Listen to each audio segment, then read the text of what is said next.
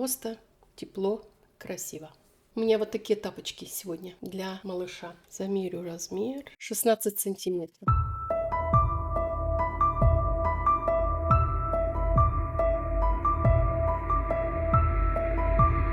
Здравствуйте, уважаемые подписчицы и гости моего канала. Предлагаю вам домашние тапочки. Это домашняя обувь для малыша, который уже хорошо бегает, хорошо двигается. Очень просто, очень легко и тепло в этих тапочках. Противоскользящий состав. Тапочки не скользят, не пропускают жидкость. Есть захват для того, чтобы надеть эти тапочки. Верхняя часть стягивается резиночкой, которая будет держать форму на ножке. Если вам подходит такой вариант, если вам понравилась такая модель, оставайтесь вместе со мной и вяжите вместе со мной. Немного о материале. Я взяла нитки 3 цветов. Нижняя подошва у меня коричневый цвет и верхняя часть голубой и серый, темно-серый. Пряжа по толщине одинаковая. В 50 граммах 55 метров. Пряжа состоит из акрила, шерсти и каких-то добавлений. Нужно учитывать, что клубок этот и этот должны быть большего размера, так как одна тапочка у меня уже связана. Клей требуется совсем немного для того, чтобы подклеить к внешней подошве вкладыш. Так как тапочек уже большой, на 16 сантиметров, то его будет очень тяжело вставить вовнутрь между подошвами. Я всего лишь навсего наметала, края все свободные. Противоскользящий клей – это жидкая резина разных цветов. Цвета у меня такого не было, поэтому я взяла транспарентный, бесцветный. Резинку для того, чтобы зафиксировать верхнюю часть, чтобы тапочка не растягивалась. Ножницы, 2 маркера, крючок номер 3. Этим крючком я буду вязать полностью всю тапочку от подошвы и заканчивая верхом. Вязание своих тапочек я начну с подошвы. Подошва у меня 2 цветов, 2 одинаковые подошвы. Серого цвета будет располагаться с внутренней части, коричневая подошва внешняя. К внешней подошве я уже подклеила вкладыш. Располагаться в разрезе это будет вот таким образом, слоеный пирог. Вот эти тапочки, они будут очень востребованы в холодную погоду. Осень, зима, весна. Коричневая подошва, я ее откладываю, а начинаю вязать с серой подошвы. Это внутренняя подошва. Первый ряд это нулевой ряд. Я его не считаю этот ряд, так как он дает возможность перехода на другую плоскость с подошвы в 90 градусов. Ищу условную середину и намечаю крючком первую петлю. Разворачиваю вязание на изнаночную сторону. Вязание можно растягивать, чтобы вам было удобно. И ищу вторую петлю, рядом стоящую. Формируется уголок. Беру нить серого цвета и провязываю вместе 2 петли.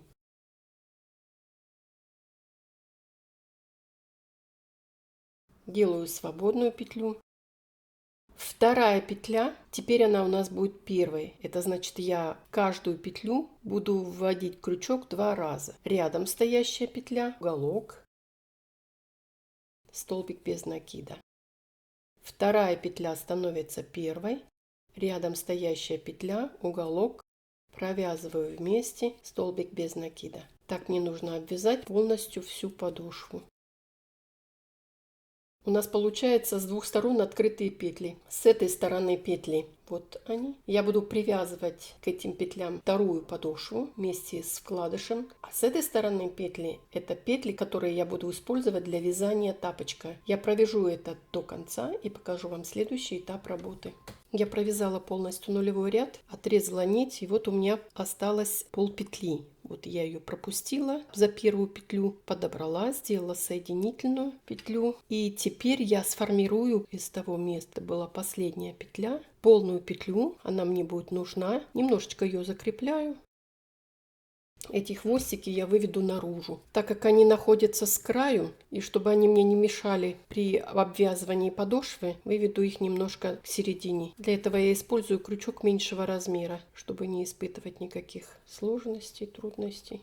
Вот так. И второй точно так же. Впоследствии, когда они будут между подошвами, они примнутся и их практически не будет ощущаться. Немного о подошве. Подошва у меня состоит из 17 воздушных петель, так как пряжа очень толстая, вот подошва выглядит на 16 сантиметров. Очень важно Вязание своей подошвы я начинаю сбоку, а поэтому она несимметричная. Третий и четвертый ряд я из одной петли входящей, когда я начинаю ряд, и заканчивающий я провязываю из одной петли, так как здесь вот сбоку появляются довольно-таки большие дырочки, а это подошва, и она должна быть плотная. Я стараюсь минимизировать, я стараюсь, чтобы как можно меньше было дырочек. Поэтому у меня получается по окончании работы 72 петли. Если вы этого делать не будете, потеря 2 петель, 70 петель, тоже не проблема. Можно использовать, можно вязать. Трикотаж, он растягивается, и потеря 2 петель особо не отразится. Мини-бортик связан, и у меня появились в работе маркеры. Маркерами я отметила центральные 41 петлю. Классическим способом складываю наполовину. Маркеры должны быть параллельны. 41 петля.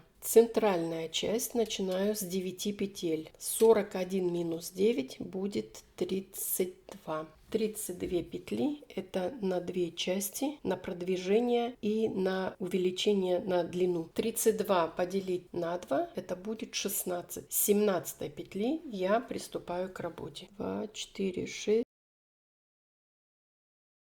16, 17 петли. Все четко.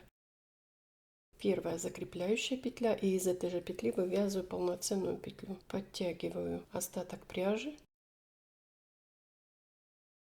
1, 2, 9. Я провязала 9 петель. Чтобы быть уверенной, что я на середине, проверяю другую сторону. 2, 4, 6, 8, 10, 12, 14, 16. Все четко. Следующие 2 петли соединительные. Первая и вторая. Разворачиваю вязание без петли подъема. Нитью перекрываю первую петлю и начинаю вязать со второй петли. 1, 2, 10. У меня прибавилась еще одна петля. С другой стороны точно так же подхватываю первую петлю, соединяю, и вторая.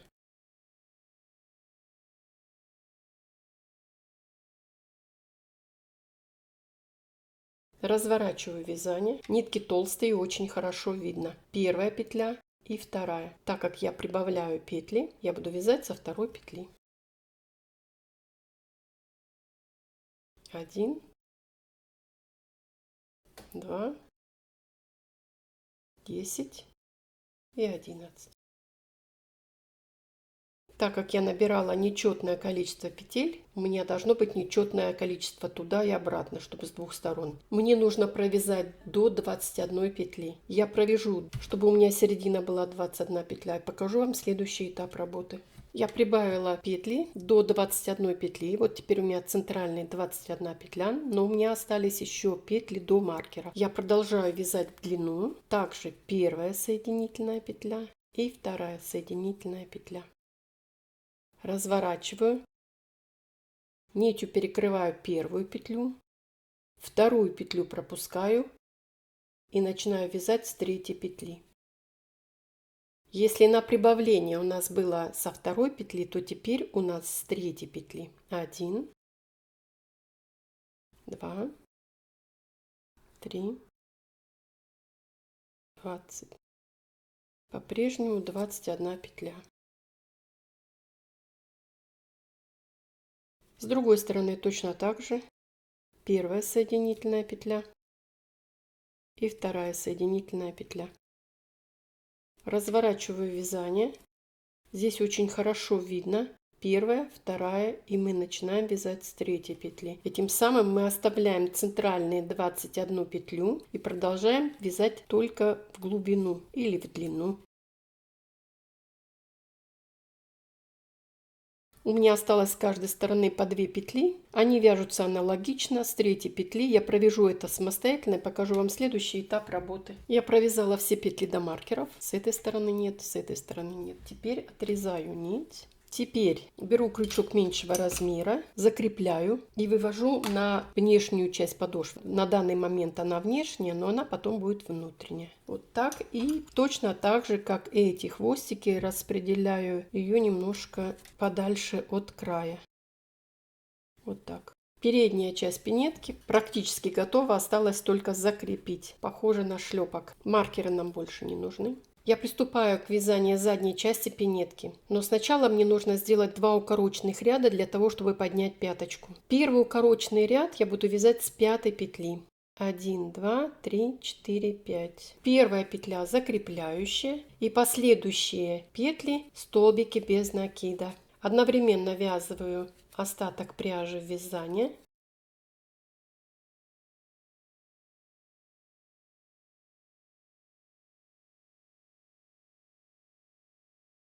У меня остались последние 5 петель. 1, 2, 3, 4, 5. Значит, мне нужно, чтобы 4. Значит, последняя петля будет соединительная.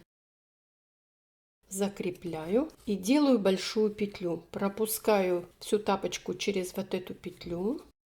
Делаю узел. И второй укороченный ряд будет начинаться с 3 петли. 1, 2, 3. Вот с этой петли. Делаю протяжку. Пальцем придерживаю. Вот так. Закрепляю. И следующие петли будут столбиками без накида.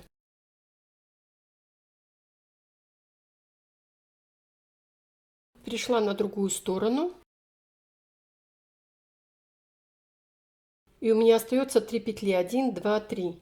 Вот 2 петли оставляю открытую, а это соединительной петлей. Отрезаю нить и ввязываю эту нить в вязание, чтобы она впоследствии у меня ввязалась в вязание и не надо было ее закреплять. Вот что у меня получилось.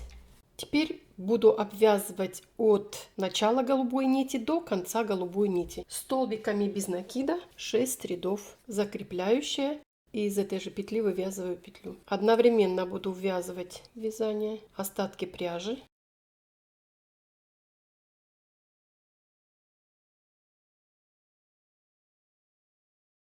Подошла к 2 укороченным рядам. Вот это первый ряд. Так как у меня была только закрепляющая петля, я провязываю петлю вот как раз из этого еще ряда. И теперь поднимаюсь наверх.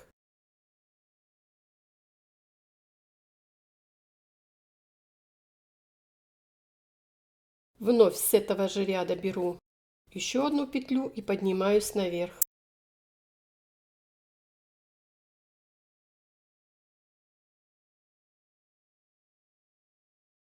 Вот что у меня получается. Я повяжу этот ряд до конца и покажу вам следующий этап работы. Я провязала один ряд, и теперь мне нужно соединить серую нить с голубым, вот с этим рядом. Я крючок вкладываю вовнутрь и подбираю нить с внешней стороны. Первая соединительная петля и вторая соединительная петля.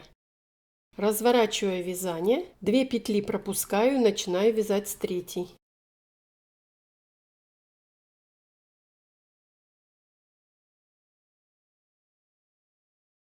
Получаются вот такие серые стежочки, но при обвязывании передней части они вяжутся, их не будет видно. Я провяжу этот ряд до конца и покажу вам, как я соединяю с этой стороны. Я провязала второй ряд и покажу, как я с другой стороны также соединяю серую пряжу с голубым. Я снутри беру петлю, вкалываю крючок и подбираю нить. Первая соединительная петля и вторая соединительная петля. Разворачиваю вязание и начинаю вязать с первой петли. Это будет у меня уже третий ряд. Бортик задней части тапочки состоит из 6 рядов. Мне нужно связать 5. 2 ряда уже есть. Это значит 3 ряда я провяжу самостоятельно и покажу вам последний заключительный ряд. Я провязала 5 рядов в высоту, и у меня остается последний заключительный 6-й ряд. В 6-м ряду заключительном я буду прокладывать вместе с вязанием вот такую резинку. Эта резинка предназначена для волосиков. Это идеальный вариант, она круглая, поэтому ее в принципе незаметно. Есть они разных цветов. Прокладываю резинку параллельно вязанию. Сначала я не затягиваю ее, я только буду фиксировать ее. Придерживаю пальцем и постараюсь, чтобы резинка у меня была с внутренней стороны, вот с этой.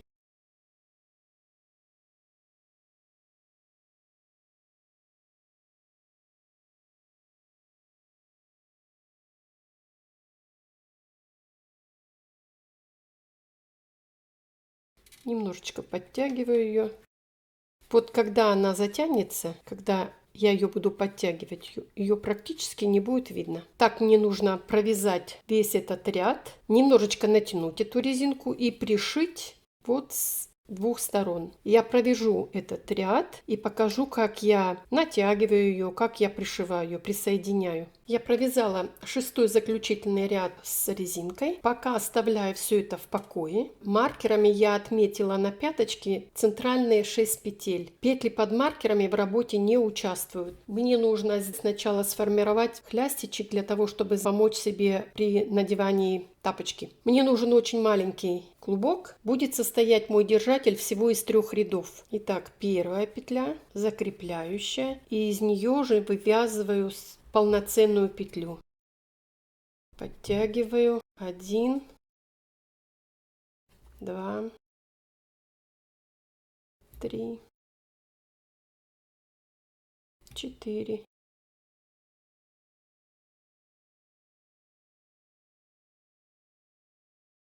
5 и 6. Без петли подъема разворачиваю вязание и буду провязывать следующий ряд. Точно так же без петли подъема разворачиваю вязание и провязываю следующий 3-й ряд. Последняя петля получается немножко тугая, так как мы не делали петлю подъема. И с изнаночной стороны провяжу соединительными петлями.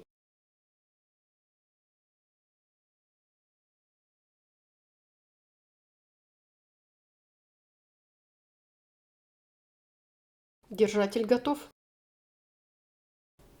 Теперь мне нужно закрыть хорошо, чтобы не распустилось. Я это распределю в каждом ряду.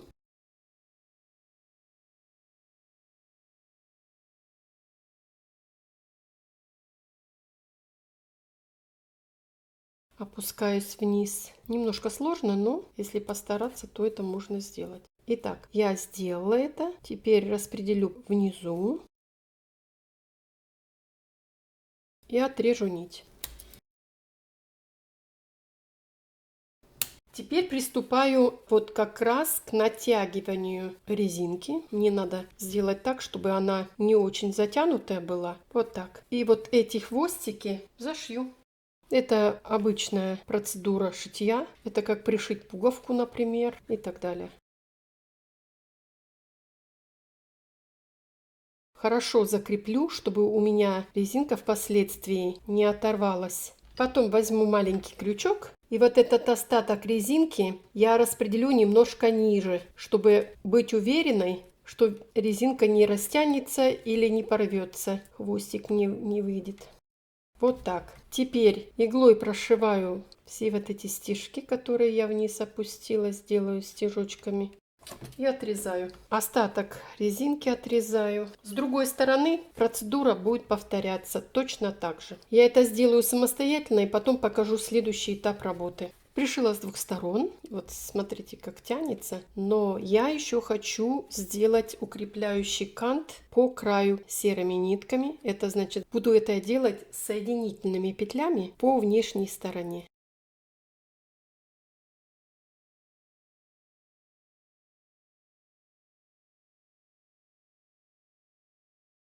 Я провяжу это до конца, и работа серыми нитками в верхней части пинетки закончена. Покажу, как укрепляю кант голубой нитью и потом подошву.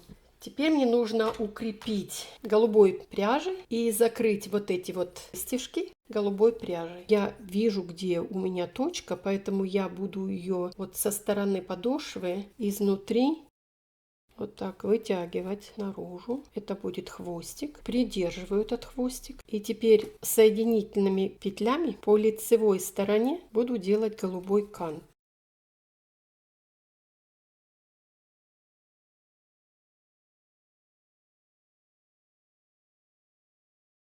Посмотрите, как хорошо получается. Провяжу этот ткань самостоятельно и покажу вам следующий этап работы. Остается один из заключительных этапов вывязывания тапочки. Это привязывание подошвы. И последний заключительный этап – это нанесение геля, нанесение состава, чтобы тапочки не скользили. Подошва у меня уже готова. Уже приклеена фетровая стелечка. Я аккуратно прикладываю подошву и маркерами намечаю точки, чтобы при вязании вязание не скосило. Для этого мне понадобится несколько маркеров. В процессе я их буду убирать. Вот этот маркер распределю вот сюда, так как я буду вязать по часовой стрелке нитками серого цвета, пряжи серого цвета. Также 2 петли, полные петли одной подошвы и 2 полные петли другой подошвы. Буду обвязывать соединительными петлями свободно, петля в петлю, забирая полностью всю петлю одной подошвы и другой подошвы. Если вы случайно возьмете только половину петли, при такой толстой пряже это будет заметно, хотя впоследствии примнется и не будет видно. Один маркер уже убираем. Вот что получается. Сейчас очень хорошо видно коричневую подошву и кант коричневой подошвы. Но когда я буду накладывать вот этот слой, гель, который не дает возможность скользить, антискользящий, то цвет немножко меняется. Но это роли не играет. Я провяжу это самостоятельно и покажу вам следующий этап работы. Осталось 2 хвостика. Это начало нашего пути, это конец. Вывожу в одну точку.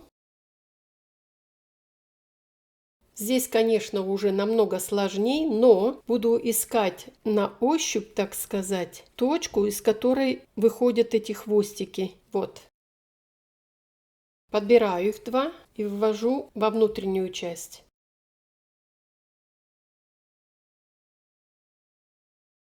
Связываю их, 2 узла. И распределяю по внутренней части между внутренней подошвой и фетровой стелькой в разные стороны. Подтягиваю и лишние хвостики отрезаю, остатки. Теперь мне осталось сделать покрытие, чтобы тапочки не скользили. Я это сделаю самостоятельно, так как это грязная работа, и покажу вам готовую пару. Ну вот, нанесла противоскользящий слой на подошву, и тапочки готовы. Посмотрите, что получилось. Такие тапочки можно заготовить несколько штук на зиму для малыша, и у него ножки будут теплые. Вяжите в удовольствие, и пусть наши детки будут здоровые. Я желаю вам мира, добра. Радуйте своих детей и внуков. Радуйтесь сами от проделанной вами работы. До свидания, до следующих встреч.